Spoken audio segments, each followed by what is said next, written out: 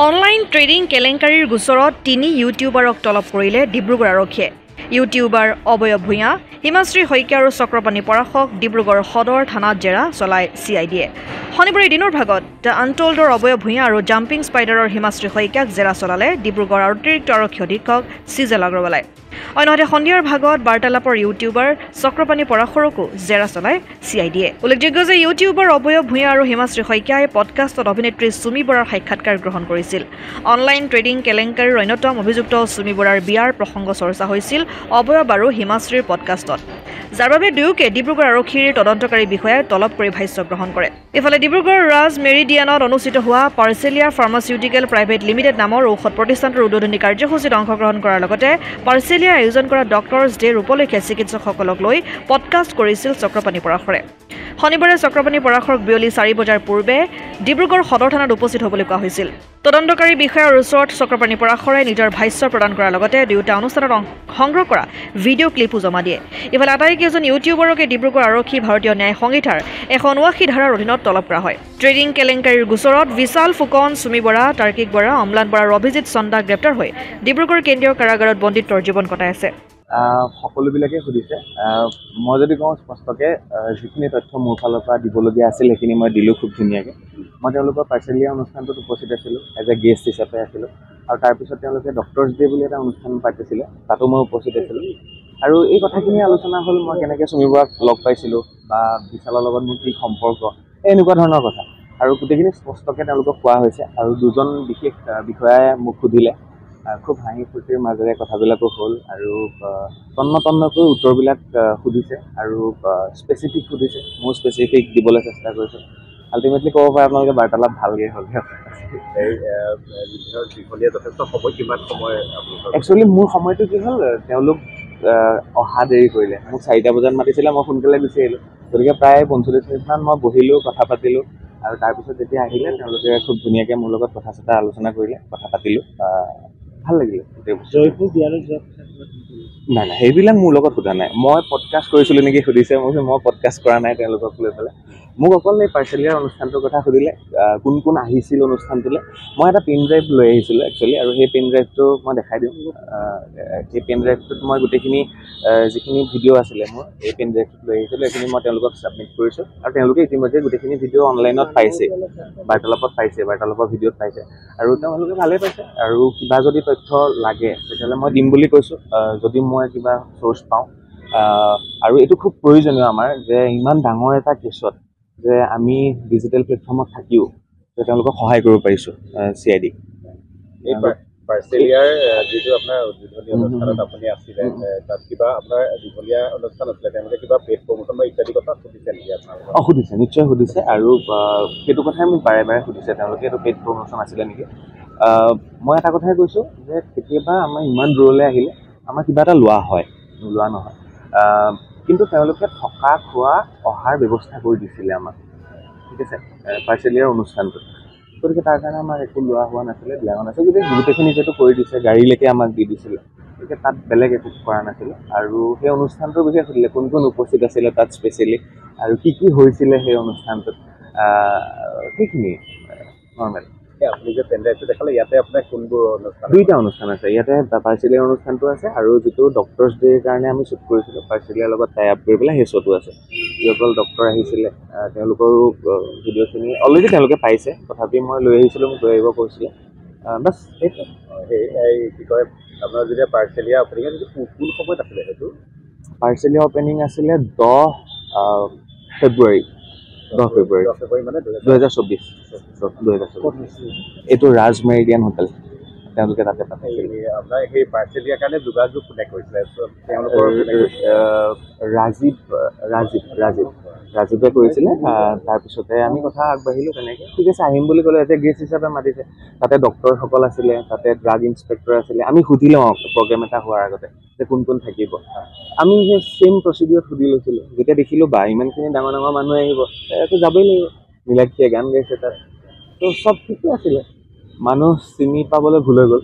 আৰু একচুৱেলি এতিয়াৰ পৰা সাৱধান হ'ব লাগিব, আমি সকলো সাৱধান হ'ব লাগিব। যিসকল ডিজিটেলত কাম কৰি আছে সেইটোও ক'লে দেই, সেইটো কৈ পঠিয়াইছে যে আপোনালোকে ইমানখিনি অনুষ্ঠান কৰি থাকে যে অকণমান নিজেও সাৱধান হ'ব এতিয়া আৰু ময়ো কৈছোঁ এইবাৰৰ পৰা সাৱধান হ'ব লাগিব তেওঁলোকৰ বেকগ্ৰাউণ্ড চেক কৰিব লাগিব তাৰপিছতহে আমি আগবাঢ়িম এইটো আমি পডকাষ্ট কৰিব পাৰোঁনে ডিজিটেলি কাম কৰিব পাৰোঁনে গতিকে মানুহ চিনি পোৱাত খুব জটিল কিন্তু এইটো সময়তে এই পডকাষ্টৰ বিষয়ে সুধিছে কেনেকৈ কৰে আপোনালোকে অনুষ্ঠানটো কি কৰে এইখিনি কথা তেওঁলোকে চাই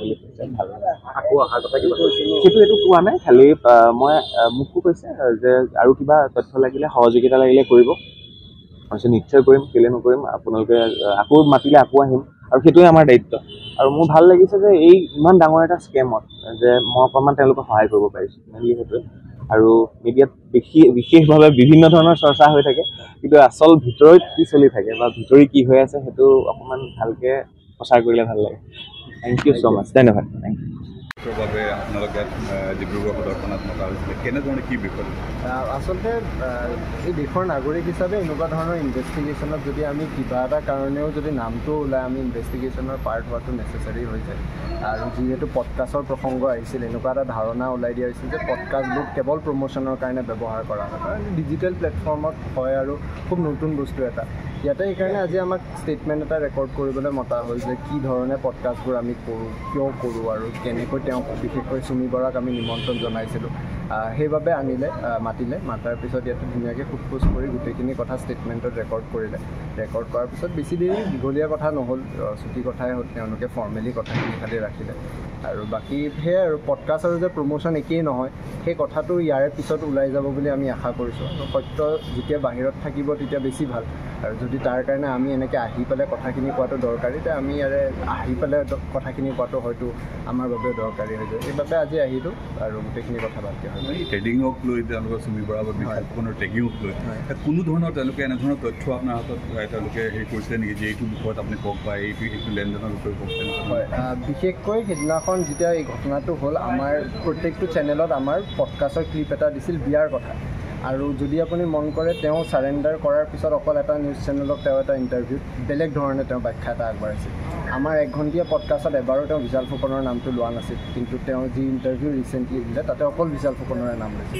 সেই দুটা সত্য আমি দেখোঁ যে কোনটো সত্য আমি নাজানো সেয়ে আমাৰ যিহেতু পডকাষ্টত তেওঁ বিয়াৰ কথা বিশেষকৈ কৈছিল চাগে সেইকাৰণে অলপ চৰ্চাত আহিল আৰু বিশেষকৈ স্কেম বা ট্ৰেডিং যোনটোৰ কথা তেওঁলোকে স্কেমটো কৰিলে সেই কথা আমি পডকাষ্টত আলোচনা কৰা নাছিলোঁ কেৱল বিয়াৰ কথাই আলোচনা কৰিছিলোঁ সেয়েহে এতিয়া আমাক সেইখিনি কথাই আজি সুধিলে সোধাৰ পিছত সেইখিনি কথা আমি ষ্টেটমেণ্টত দিলোঁ ভালকৈ ক'লোঁ কথাখিনি আৰু সেই মানে গোটেই CIDৰ কথাটো মই কৈছোঁ যিহেতু তদন্ত চলি আছে যিসকল আচলতে তেওঁলোকে ইয়াৰ লগত জড়িত তেওঁলোকক তেওঁলোকে কোনো ধৰণৰ একশ্যন লোৱাৰ পৰা তেওঁলোকে নোৱাৰি এনেধৰণে ইউটিউবাৰ হওক বা ব্ৰডকাষ্টাৰ কিছুমান সংবাদ মাধ্যম তেওঁলোকে যে জেৰা আৰম্ভ কৰিছে এই প্ৰসংগত কি ক'ব সেইটো আচৰিত লাগিছে কাৰণ ৰাজীৱ বৰা মই আজি সুধিলোঁ ধৰিলে নে কৈছে নাই আজিও পলাতক তাৰপিছত আমি আহি ইয়াতে এতিয়া ষ্টেটমেণ্ট দিবলগীয়া হৈ আছে এটা এনেকুৱা ইণ্টাৰভিউৰ কাৰণে যোনটো ছ'চিয়েল মিডিয়াত আছে আৰু এনেকুৱা নহয় যে ডিলিট কৰিছে মানুহেতো গমো নাপালে যদি আমি এৰেষ্ট হোৱাৰ পিছত ক্লিপটো ভাইৰেল নকৰিলোঁ হয় সেই আচৰিত লাগে আৰু আৰক্ষী কিবা তেওঁলোকেও হয়তো কিবা এটা পৰিকল্পনা হাতত লৈছে